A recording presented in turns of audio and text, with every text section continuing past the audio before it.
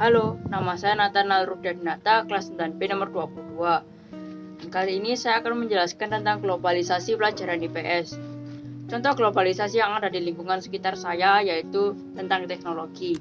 Teknologi terbaru sekarang bisa diakses oleh semua orang, karena teknologi bukanlah hal yang mewah bagi semua rakyat Indonesia.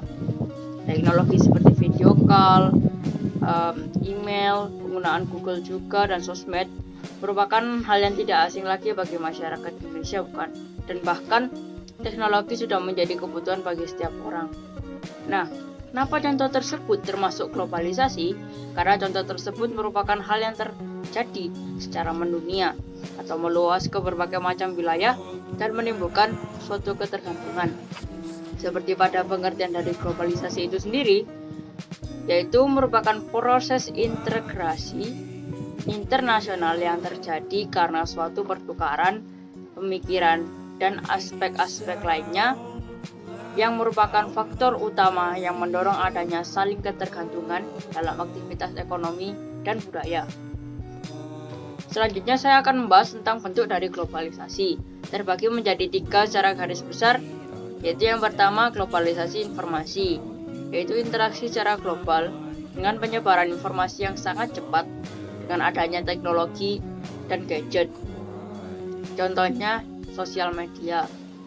Selanjutnya globalisasi ekonomi, yaitu interaksi secara global dengan perdagangan barang atau jasa dari suatu wilayah ke wilayah lain dengan penggunaan alat transportasi yang lebih cepat dan lebih maju.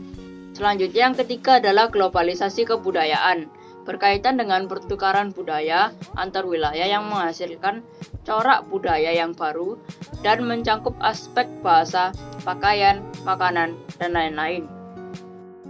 Selanjutnya saya akan membahas tentang dampak.